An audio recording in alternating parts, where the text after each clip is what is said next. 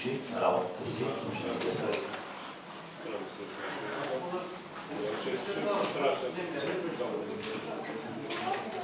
Има и друго предложение. Господин Жеко Мартинов иска да го направи.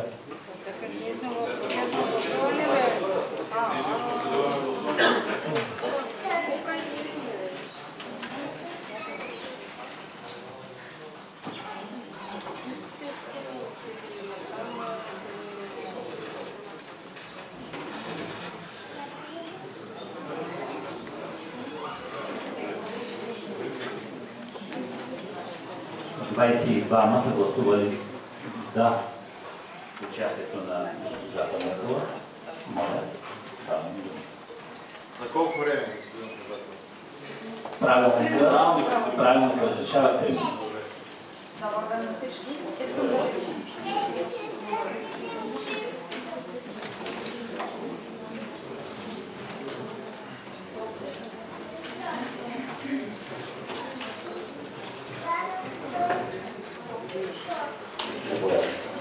Добър ден на всички.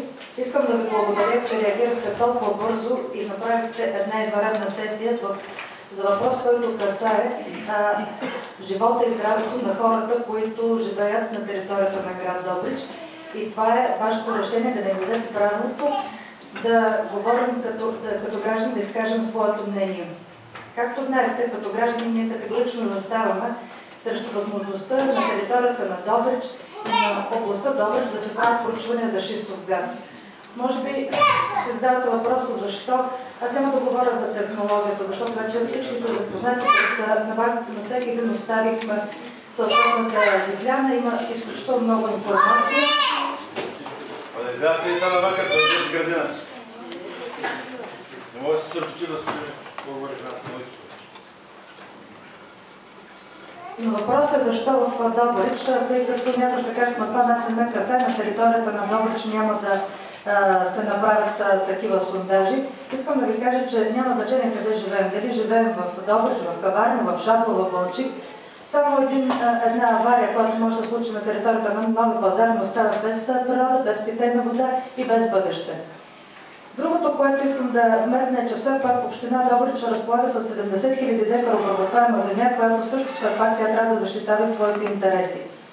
Като гражданин и като представител на гражданското сдружение, искам наистина да ви помоля да дадете вашето съгласие за провеждането на местен референдум, на който да се поставят ясни въпроса и да чуете гражданската позиция. Член 55 от Конституцията на Република България казва, че гражданите имат правото да живеят в благоприятна и безопасна околна среда и трябва да се грижат за нея. Точно поради тази причина смятам, че вашата задача да дадете правото на провеждане на местен референдум е изключително важна, тъй като никой от вас не може да поема отговорността да каже не, няма да провеждаме местен референдум, няма да чуете гражданите, защото преди всичко, преди да бъдете политици, вие сте граждани. И предполагам, че не съм само аз, тази, която иска да остане да живее тук в Добрич, искам да живее в едно по-добро бъдеще. Нека ние, гражданите, да определим приоритетите на Добрич. Дали да бъде житница на България, както и да има добре развит туризъм, или да се превърне в място, където ще се добива шистов газ. Благодаря ви.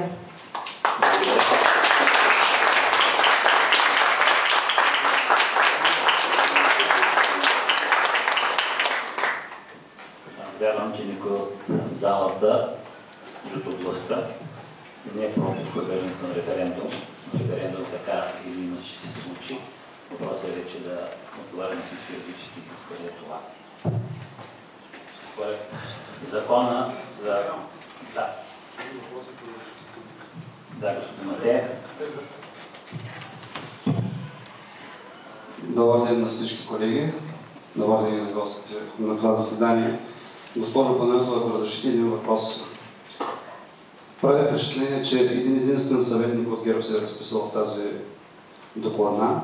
Искам да попитам, ако не е политически акт, как поляризирахте така нещата, че само 15 души, т.е. една трета от Общинския съвет присъстват тук? И смятате, че другите ще откажат? Благодаря за въпроса. Да, Благодаря за въпроса. Ще ви кажа, че съвсем чисто технологично го направихме. Трябваха ни 14 човека, за да внесем докладна записка да депозираме докладна записка за провеждането на извънредна общинска сесия и това е била причината. След като набрахме 15 човека, да не търсим помощта на нито един. Но съм далеч от мисълта, тъй като имам много приятели, които членуват в вашата група и на които знам тяхното становище, че те абсолютно ме подкрепят и застават зад тезата, че няма нужда че трябва да се направи такъв местен референдум. И изобщо не виждам никакъв политически акт или някакви политически пристрастия. Просто това е в край на кращата. Аз ви казах, аз говоря от името на гражданите.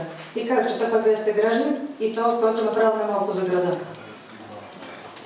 Благодаря много. Надявам се, че също и датата, която сте посочили за този референдум, също не е политически акт. Да. Благодаря ви. Има ли други колеги, които ще да вземат отношение до момента с темата? Господин Пламен Добрев. Аз искам да предложа нейен микрофон, съжалявам, да дадем думата на гражданите, които са подали заявление, да вземат отношение преди да влезем в режим на гласуване на докладна. Защото темата е същата. Те са, мисля, че са 3 или 4 заявления. Всички ще гласуват за, така че няма смисъл да правим това. Думата ще бъде дадена на всеки, който пожелае. Не хора, които цензура не забранява. Да продължим по същество темата на госпожа Николова. Думата.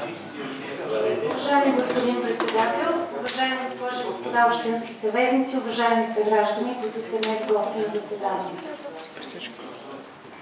Искам само да обърна внимание, че днес многоуважаваните общински съветници имат извънредно заседание по проблема и искането, внесено от инициативния комитет.